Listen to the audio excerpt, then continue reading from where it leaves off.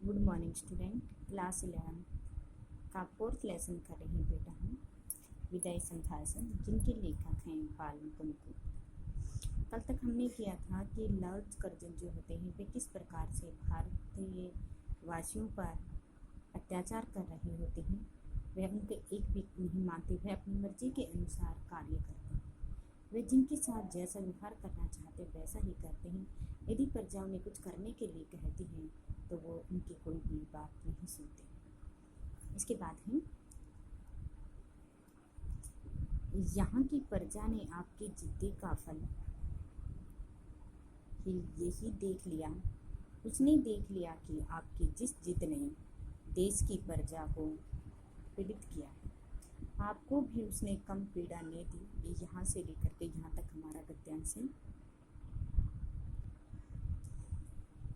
तो सबसे पहले इसका प्रसंग लिखना है। प्रस्तुत पद्यांश हमारी हिंदी की पाठ्य पुस्तक आरोभाग 1 में संकलित विदाई संभाषण नामक पाठ से ली गई है।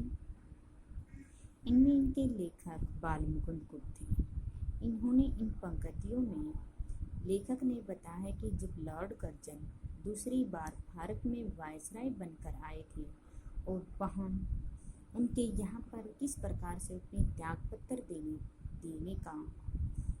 देकर जाने का व्यंग्यात्मक जो वर्णन होते हैं उसके बारे में कि वो त्याग पत्र देकर भारतवासी से त्याग पत्र देकर वो जा रहे हैं। तो उस समय के बारे में बताते हुए लेखक कहता है, अब लेखक लॉर्ड कर्जन की उस दिशा का वर्णन करते हुए क्या लिख रहा है कि यहाँ की प्रजा ने आपकी जिद्दी का फल की क्या लिखा है कि भारत की प्रजा ने, लॉर्ड कर्जन से लेखक कहते हैं कि भारत की प्रजा ने आपके जिद्दी होने का यह परिणाम अब उन्होंने देख लिया है। भारत ने अब देख लिया है कि आप जिस जिद्दी ने देश की प्रजा को भी पीड़ित कर दिया है, कि आपने जिस जिद्दी के लिए इस देश की प्रजा को सभी लोगों को सताया है, दुख दिया है, लेकिन आप स्वयं भी आपने अब भी अपनी कम पीड़ा नहीं दी, लेकिन आप स्वयं भी इस पीड़ा को आपने सहन करना पड़ा, क्योंकि आपने वो पीड़ा इसलिए भी क्योंकि आप उनको सताने के लिए, कुछ करने के लिए अलग तरह तरह के तरीके अपनाते रहते थे। तो वह कहते हैं कि ना तो आप स्वयं ही सुखी रहे और ना आपने यहाँ की प्रजा को सुखी रहने दिया। स्वयं यहाँ तक कि आप स्वयं भी उसका शिकार हो गए। यहाँ तक कि बताया था कि आप स्वयं भी ऐसे पीड़ा को सहन करनी पड़ी है। यहाँ की प्रजा वह प्रजा कि भारत की प्रजा ऐसी है जो अपने दुखों या कष्टों को भूल करके उस पर किए गए हर प्रकार के जो अत्याचार होते हैं वह अत्याचार करती है, जो अपने दुख और कष्टों की अपेक्षा परिणाम का अधिक ध्यान रखती है। कि भारत की प्रजा तो ऐसी है जो अपने दुखों कष्टों को भुला करके उस पर किए गए हर प्रकार के जो अत्याचार होते हैं उन अत्याचारों के परिणामों को ध्यान में रखती है, उन पर अपना विचार विमर्श करती है।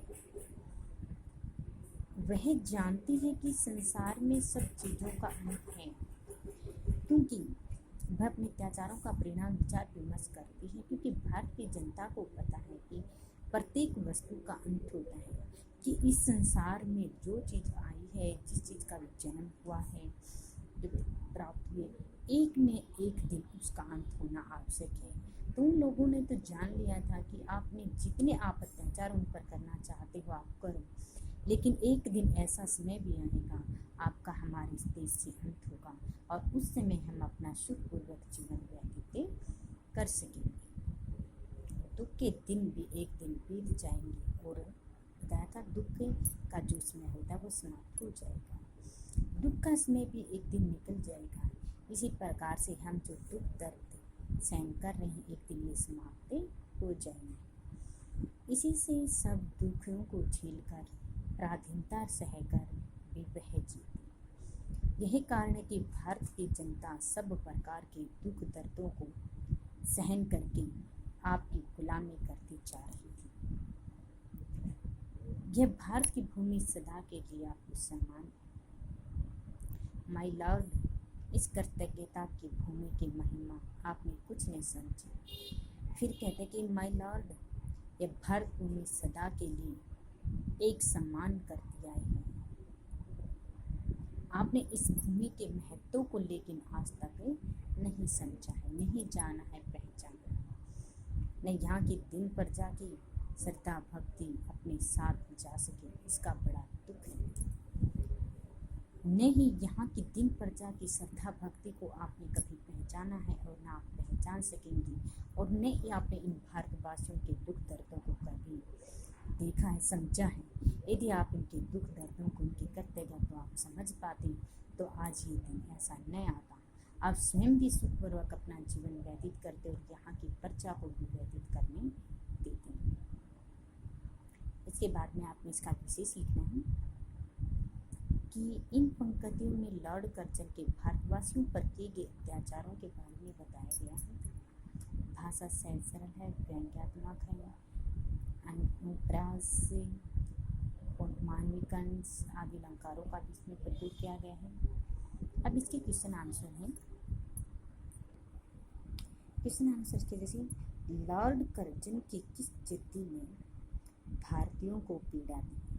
कि लॉर्ड कर्जन जब 1905 ईस्वी में जब हमारा बंगाल का विभाजन हुआ था तो उस समय भारतीय बंगाल का विभाजन नहीं करना चाहते, लेकिन लॉर्ड कर्जन ने अपनी मनमानी करते हुए भारतीयों को बार बार जाति प्रार्थना को ठुकरा दिया है, उनकी इस प्रार्थना को ठुकरा दिया है।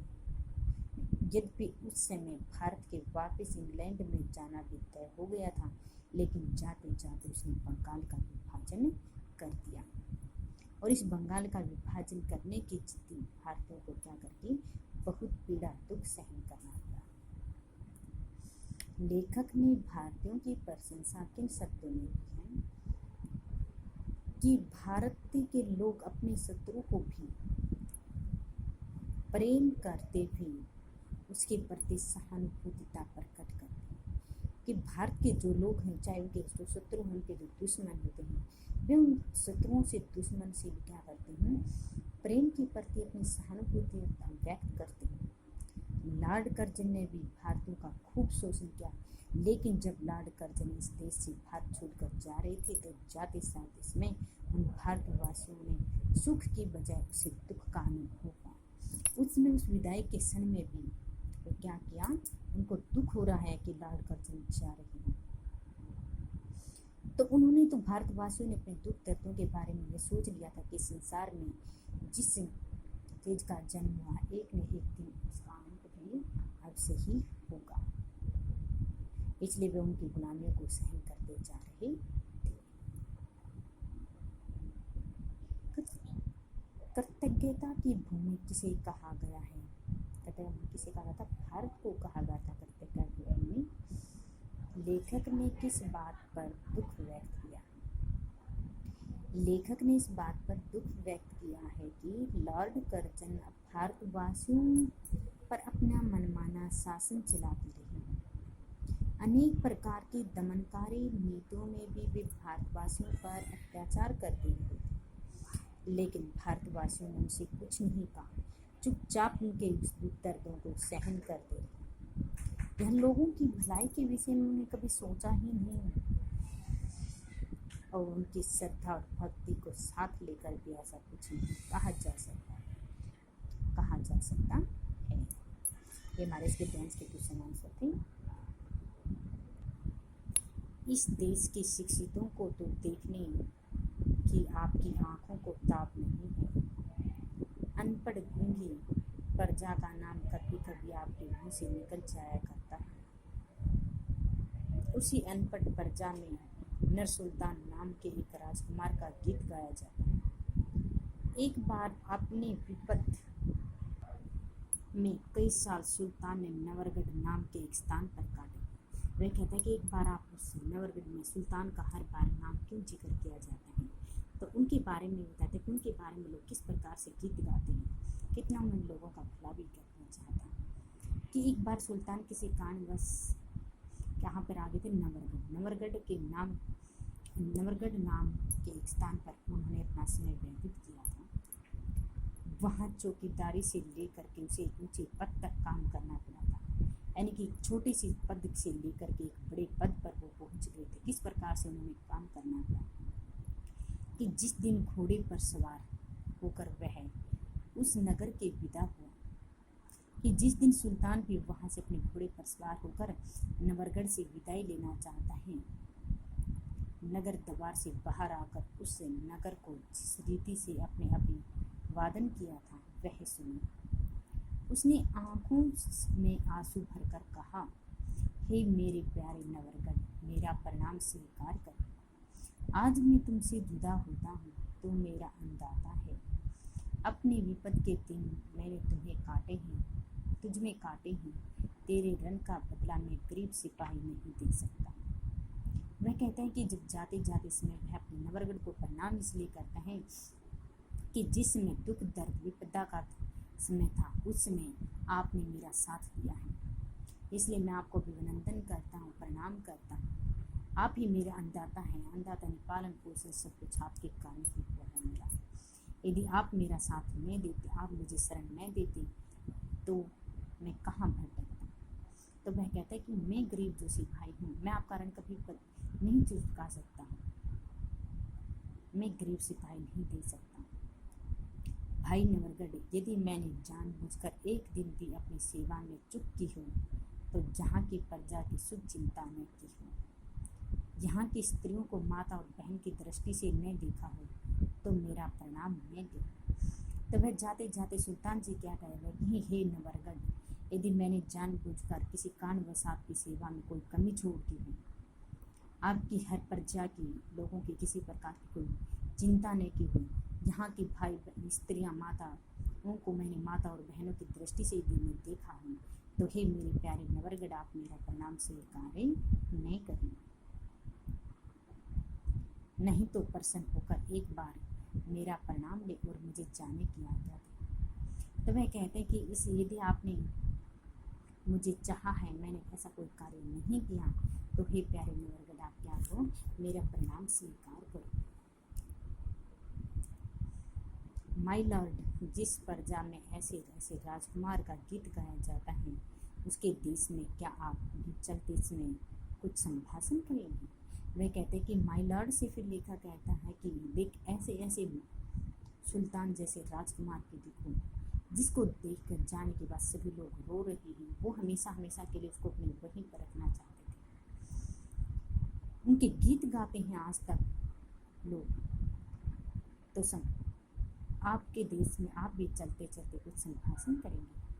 क्या आप कह सकेंगे कि हे अभागे भारत, मैंने तुझे सब प्रकार से आपका लाभ उठाया और तेरी बदौलत वह शाम देखी जो इस जीवन में असंभव है।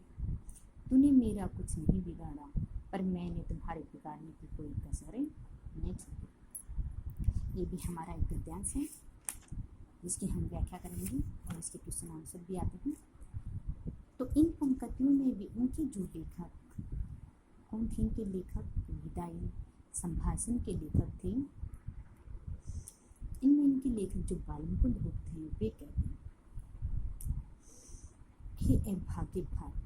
यहाँ पर लॉर्ड कर्जन कहता है कि हे भारत, तू दुर्भाग्यशाली देश है। कि हे भारत, तू क्या है, दुर्भाग्यशाली देश है। मैंने तुमसे हर प्रकार का लाभ उठाया, सब प्रकार का लाभ मैंने तुमसे क्या कहा, हर प्रकार का लाभ उठाया, क्योंकि मैं जैसा आप लोगों के साथ जैसा चाहता था, जैसा मैं शासन करना चाहता था, मैंने वैसा ही किया है। तो हर प्रकार से मैंने क्या किया कि मैंने तुमसे हर प्रकार का लाभ उठाया है। ठीक है, जैसे मैं चाहता था वैसे मैंने किया है और तेरी बदौलत वह शाम देखी है और तेरे कारण ही यहाँ मैं ऐसे ऊंचे पद की मुझे शान मिली है जो इस जीवन में असंभव है। इतना मान सम्मान जो मुझे यहाँ से मिला है, बाकी इतना मान सम्मान तो अब मेरे जीवन में मिलना मुझे असंभव है। मुझे नहीं लगता इतना मान सम्मान मुझे कहीं मिल सकता है। कि मैंने आप पर इतने अत्याचार किए हैं, इतना दुख दर्द पहुँचा, उसके बावजूद भी आप मेरे जाने पर सभी लोग इतने ज़्यादा दुखी हैं। तूने मेरा कुछ नहीं बिगाड़ा, भारत ने मेरा आज तक कुछ नहीं बिगाड़ा है, पर मैंने तेरे बिगाड़ने में कोई कमी नहीं छोड़ी, परंतु मैंने भारतवासियों को पर अत्याचार करने में किसी प्रकार की कोई कसर नहीं छोड़ी, कोई कमी नहीं छोड़ी है। मेरे से जितना चाहा मैंने उतना ही लोगों पर अत्याचार मैंने किया। संसार के सबसे पुराने देश कि संसार, भारत संसार का क्या है, सबसे पुराना देश है, फिर भी मैंने इतने अन्याय अत्याचार किए हैं इस पर। जब तक मेरे हाथ में शक्ति थी तेरी भलाई की इच्छा मेरे जी में न थी, जब तक मेरे हाथ में शक्ति रही मैंने इस देश के कल्याण के लिए कुछ भी नहीं किया। हमेशा क्या किया, इसका बुरा चाहा है, मैंने इसका कभी भला नहीं सोचा है। अब भी कुछ शक्ति नहीं है, लेकिन अब मेरे पास कोई भी पद त्यागने के बाद मेरे पास कोई शक्ति नहीं है, इसलिए तेरे लिए कुछ नहीं कर सकती। लेकिन जब मेरी समझ में आया कि मैं भारत देश के लिए कुछ करूं, उसमें मेरे पास कोई भी पद भी नहीं है, कोई सम्मान नहीं है, कोई शक्ति नहीं है। लेकिन जब मेरे हाथ में शक्ति थी उसमें मैंने कुछ नहीं किया। जो तेरे लिए मैं आज कर सकूँ, लेकिन आज मैं आपके लिए कुछ भी नहीं कर सकता हूँ, पर मैं आशीर्वाद करता हूँ कि तू फिर उठे और अपने प्राचीन गौरव और यश को फिर से लाभ करे। लेकिन फिर भी मैं त्यागने के बाद भी कोई शक्ति नहीं है, कुछ नहीं बचा है, परंतु फिर भी मैं आशीर्वाद देता हूँ कि भारत फिर से अपनी कोई भी प्रतिष्ठा, अपने मान सम्मान को वापस प्राप्त करे। मेरे बाद आने वाले तेरे गौरव को समझे कि मेरे बाद जो भी वायसराय बनकर इस देश में, समाज में आएगा, वह तेरे इस गौरव और मान सम्मान को समझेगा। आप कह सकते हैं और यही देश पिछली सब बातें भूल सकता है। वह कहते कि आप कर सकते हैं और फिर अपने पिछले जो दुख दर्द की जो बातें होती हैं, ये सारा दुख उन चीज़ों को क्या करेगा, भूल जाएगा। पर इतनी उदारता माय लॉर्ड में कहाँ है। पर वह कहते कि नहीं, इतनी उदारता ना भाव मेरे अंदर नहीं है कि मैं जाते जाते भी इस भारत देश से भलाई ले सकूँ। इसके बाद में इसका विशेष रूप में भाषा सरल है, व्यंग्यात्मक शैली, तत्संतक शब्द हैं, और लेखक ने माय लॉर्ड कर्जन के मध्यम की कमियों के बारे में बताते हुए कहा है। अब इनके क्वेश्चन आंसर इसमें से, जैसे इसमें से फर्स्ट क्वेश्चन बनता हमारा, जैसे इसमें से फर्स्ट क्वेश्चन गया हमारा, लेखक ने लॉर्ड कर्जन पर किन शब्दों में व्यंग्य किया है। इसने बताया था कि किन शब्दों में व्यक्त किया है। उन्होंने कहा था उसने भारत की बदौलत ऊंची जो शान, जो पदवी उनको मिली थी, वो किसके कारण मिली थी, उसी से मिली है, भारत से ही मिला है। भारत में मैंने सब प्रकार का लाभ उठाया है, लेकिन भारतवासियों ने उसका कुछ भी नहीं बिगाड़ा था। वह कहते कि हे भारतीयों, आपने मेरा कुछ भी नहीं बिगाड़ा, मैंने आपसे हर प्रकार का लाभ उठाया है, लेकिन आपने कुछ भी नहीं किया, कोई कमी नहीं छोड़ी मैंने आपका लाभ उठाने में। लेकिन लॉर्ड कर्जन के हाथ में कहता है कि अब मेरे हाथ में शक्ति नहीं है, नहीं तो मैं भारतवासियों की भलाई के लिए, इच्छा के लिए कुछ कर सकता, लेकिन अपनी सारी शक्ति भारतवासियों को शोषण करने में मैंने लगा दी। अब मेरे पास है ही नहीं शक्ति, लेकिन जब शक्ति थी वो उस समय क्या किया, मैंने सारी की सारी शक्ति का इस्तेमाल केवल भारतवासियों का शोषण करने में ही मैंने लगा दी। फर्स्ट क्वेश्चन हमारा ये है। सेकंड है कि लेखक ने लॉर्ड कर्जन के माध्यम से भारत के लिए क्या शुभकामना की है। लॉर्ड कर्जन ने क्या शुभकामना, सेकंड इसका यहाँ से बनेगा, उसने प्रार्थना की थी लॉर्ड कर्जन के माध्यम से शुभकामना, आशीर्वाद उसने बताया था। क्या आशीर्वाद है, भारत देश फिर अपनी खोई हुई प्रतिष्ठा को दोबारा से फिर प्राप्त करे, कि भारत देश ने अपनी खोई हुई जो प्रतिष्ठा थी, वह उस खोई हुई प्रतिष्ठा को दोबारा से अपना मान सम्मान प्राप्त करे, दोबारा से उसी गौरव और यश का पुण्य उसे मिल सके और संसार में सबसे ऊंचा स्थान वो प्राप्त कर सके। अगला है, संसार के सबसे पुराने देश कहकर किसे संबोधित किया गया था और क्यों। भारत सबसे पुराना देश किसे कहा गया था, भारत को, कि भारत क्या है, सबसे पुराना देश है, संबोधित किया गया था। और उसने अपनी सभ्यता और संस्कृति से सबसे प्राचीन भी है, कि अपनी जो सभ्यताएं होती हैं, जो संस्कृति होती है, सबसे प्राचीन भी कौन है? हमारा भारत देश ही है। उसने पूरे विश्व और सभ्यता संस्कृति का पाठ भी पढ़ा है, प्रचार भी उसका किया है। इसलिए वह कहते हैं उसने अपने प्राचीन होने के कारण लेखक ने भारत को उस देश प्राचीन होने का मान सम्मान दिया है। ये हमारे इस गद्यांश के क्वेश्चन आंसर थे। इसमें से हमारे क्वेश्चन आंसर बनते हैं अब। जैसे फर्स्ट क्वेश्चन बन गया हमारे, राजकुमार सुल्तान ने नवरगढ़ से किन शब्दों में विदा ली थी? अब तक कि लेखक ने राजकुमार सुल्तान के बारे में बताया था, लॉर्ड कर्जन को जब वो समझा रहे थे कि एक सुल्तान भी विपत्ति के समय में उन्होंने नवरगढ़ में आकर अपना सम्मान प्राप्त किया था। लेकिन उसने बताया था वो नवरगढ़ में किन शब्दों में विदा ली। उसका प्रश्न हमारे यहाँ से कि नवरगढ़, राजा सुल्तान जब नवरगढ़ के नामक स्थान पर यहाँ पर ठहरे थे तो वहाँ पर उसने क्या किया था? चौकीदारी से लेकर के एक ऊंचे पद पर काम करना शुरू किया था। जिस दिन वह घोड़े पर सवार होकर उस नगर से विदा ले रहा था, उसमें वह नगर द्वार से बाहर आकर उस नगर को क्या करता? अभिवादन कर रहा था। उसकी आंखों में आंसू भर रही थी और वह सभी लोगों से कहे कि हे मेरे प्यारे नवरगढ़, आज मेरा प्रणाम ले, मैं तुझे जुदा होना चाहता, तू मेरा क्या अंदाता है। विपत्ति के समय मैंने आपके दुख दर्द कष्ट आपके धुएं काटे हैं, लेकिन मैं आपकी इस ऋण का बदला नहीं चुका सकता। लेकिन यहाँ की स्त्रियों को, बहनों को मैंने माता और बहनों के सम्मान यदि देखा तो आप मेरा प्रणाम स्वीकार करिए। यदि मैंने ऐसा नहीं किया तो आप मेरा प्रणाम स्वीकार नहीं करें। नहीं तो वह प्रसन्न होकर के एक बार मेरा प्रणाम ले और मुझे यहाँ से जाने की आज्ञा दे। इस प्रकार से वह आंखों में आंसू भर करके क्या करता है? नवरगढ़ से विदाई ले लेता है। ये हमारे राजा सुल्तान के नवरगढ़ में किन शब्दों में उन्होंने विदा ली थी, ये यहाँ से लेकर के यहाँ तक हमारा आंसर बन जाता है। अगला प्रश्न बना था हमारा, लेखक लॉर्ड कर्जन को भारत से जाते समय क्या करने के लिए कहता है? लेखक लॉर्ड कर्जन से कहता है कि वह इस देश में जाते समय कुछ संभाषण करे, कुछ तो बताएं कि वे भारत देश के लिए शुभकामना करें कि भारत देश सबसे पुराना देश है, अपने प्राचीन गौरव यश की प्रतिष्ठा को वह दोबारा से प्राप्त करे, ताकि उसके बाद आने वाला जो भी वायसराय भारत के इस गौरव को समझेगा।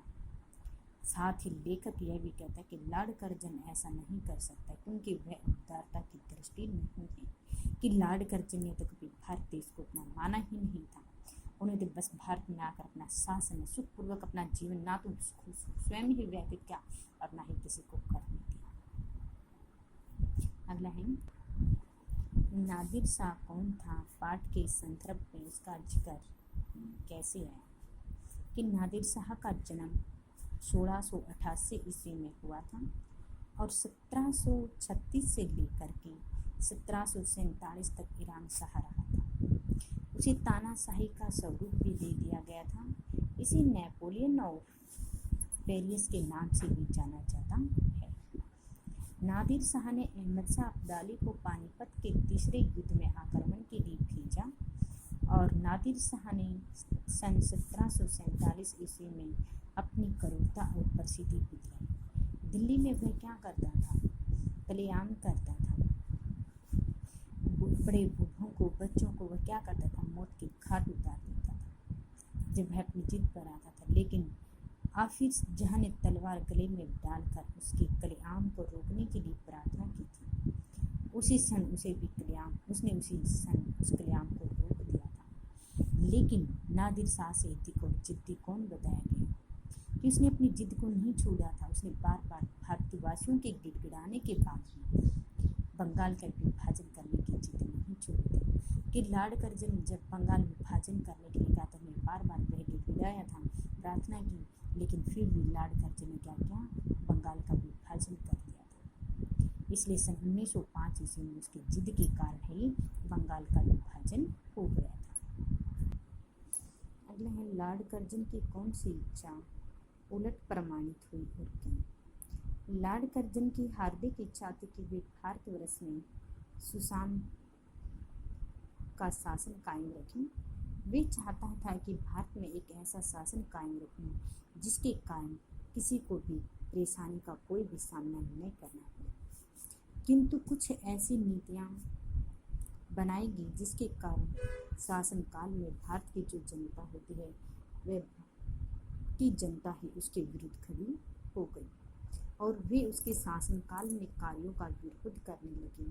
इसलिए बंगाल विभाजन में से तो सारा भारतवर्ष विरोध में छोड़कर खड़ा हो गया था और उसने ऐसी अशांति फैलाई थी।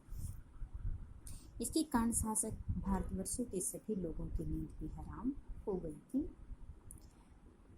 पठित पाठ में लेखक ने भारतीय जनता की किन विशेषताओं की ओर संकेत किया था कि उन्होंने बताया था कि सदा से शांत स्वभाव वाली रही है। भारत की जनता हमेशा से क्या रही, शांत स्वभाव वाली। लेकिन लॉर्ड कर्जन के यहाँ पर आने के बाद उसने न तो स्वयं ही सुखपूर्वक अपना जीवन व्यतीत किया और न ही यहाँ भारतवासियों को अपना जीवन व्यतीत करने दिया। उनकी कर्तव्यता, उनके स्वभाव की विशेषताओं के बारे में उसने कभी भी नहीं सोचा। हर प्रकार के जुल्म ढाए उन पर, जुल्मों को शीघ्रता ही भूल जाते थे। वे ईश्वर में विश्वास रखते थे। उन्हें विश्वास है कि वे समय आने पर इन भारतवासियों को भगवान से स्वयं ही विश्वास है कि वे उनके आने के बाद उनके संकट, दुख, दर्द है वे स्वयं ही दूर कर देंगे। उनके साथ अच्छा व्यवहार की जाए, क्योंकि वे सोचते हैं कि समाज में जिसका भी जन्म हुआ एक न एक दिन उसका अंत अवश्य ही होगा। वह हमेशा ऐसे सोचते थे कि ईश्वर भगवान के साथ ही सब अच्छा करेंगे। यदि कोई शासक उनके साथ अच्छा व्यवहार करता है तो वह भारतवासी सदियों तक उसे याद करते, उसका गुणगान करते रहते, जिस प्रकार से सुल्तान का गुणगान किया था। लेकिन लॉर्ड कर्जन ने जब समाज में आकर, भारत में आकर कोई भी अच्छा काम नहीं किया है तो ये उसका गुणगान नहीं करेंगे, बल्कि हमेशा के लिए उसे अपने भारत से छूट जाने के लिए ही उसे कहेंगे। अगला है जैसे विदाई संभाषण पाठ का उद्देश्य अपने शब्दों में जो भी बताया गया था, किस प्रकार से ये लॉर्ड कर्जन है अहंकारी था, घमंडी था। लेखक ने लॉर्ड कर्जन की तुलना तानशाहों से क्यों की थी? लॉर्ड कर्जन अत्यंत कठोर, हृदय और निर्दयी व्यक्ति था। उसने कभी भारतीय जनता के हित में कभी भी कोई कार्य नहीं किया था। वो हमेशा भारतीय लोगों पर अन्याय, अत्याचार करता रहता था। लेखक ने उनको कैसे नादिर शाह आदि अधिक क्रूर भी कहा है। तानाशाही जनता पर अत्याचार की कभी किसी की कोई बात नहीं सुनी। नहीं, नादिर शाह जब भी दिल्ली में कलेआम करते थे और आफिर शाह के कहने पर उसने उसे रोक भी दिया था। लेकिन लॉर्ड कर्जन तो इतनी जिद्दी थे, कभी किसी की सुनते नहीं थे कि जब भी लाखों करोड़ों व्यक्तियों की प्रार्थना करने के विधि बंगाल का विभाजन न किया जाए, लेकिन उसने अपनी जिद को नहीं छोड़ा। उसने बंगाल का विभाजन करे कि ही वो रहा।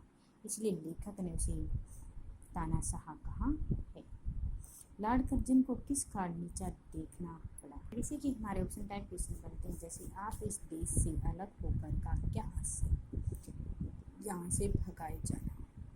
लेखक के अनुसार वायसराय और इस देश के निवासियों के बीच कौन सी शक्ति थी? तीसरी, लॉर्ड कर्जन भारत में कितनी बार आए थे? बताए थे 2 बार आए थे। दूसरी बार जब लोग उसे दुखी हो चुके थे। बिछड़ने के समय वैर भाव छूटकर किस का रस का आविर्भाव होता है? शांत। लॉर्ड कर्जन दूसरी बार जब भारत आने पर कहाँ उतरे थे? बॉम्बे में उतरे थे। लॉर्ड कर्जन इस देश में क्या फैला कर चले थे? अशांति। लॉर्ड कर्जन ने भारतवासियों को गर्म तवे पर किसके समान नचाया था? पानी की बूंदों के समान नचाया रहे थे। वो इन पर अत्याचार कर रहे थे। लॉर्ड कर्जन और उनकी लेडी की कुर्सी किसकी थी? सोने की। जुलूस में लॉर्ड किस पर सवार थे? हाथी पर। और हाथी का क्या था? सबसे ऊंचा ही था। लॉर्ड ने किस लाट के मुकाबले पटकानी खाई थी? जंगी। कितने करोड़ प्रजा के कहने पर लॉर्ड ने ध्यान न देकर भंग विच्छेद किया था? 8। जिसके हाथ में संचालन की बागडोर हो वह क्या कहलाता? सूत्रधार। लॉर्ड की जिद किससे बढ़कर है? नादिर शाह से भी बढ़कर है। कि नादिर शाह ने भी जब सलेआम कत्ल करते थे उसमें आफिर जान उसे रोक दिया था तो भी रुक गई थी। लेकिन जब बंगाल का विभाजन किया था, हजारों लाखों भारतवासियों की प्रार्थना करने के बाद भी इसने अपनी जिद को नहीं छोड़ा। उसने बंगाल का विभाजन 1905 में इसने कर दिया था। दिल्ली में कलेआम किसने किया था? कलेआम कौन करता था? नादिर शाह करता था, लेकिन आखिर जाके कहने के बाद रुक गए थे। जार शब्द किस देश के तानाशाहों के लिए प्रयुक्त किया जाता है? रूस। तानाशाह से इसीलिए किया जाता है, रूस वाले व्यक्ति के लिए किया जाता है। तो आज का हमारा ये लेसन कंप्लीट हो चुका है। ये हमारा राइट प्लस लर्न, इनकी व्याख्या क्वेश्चन आंसर और गद्यांश की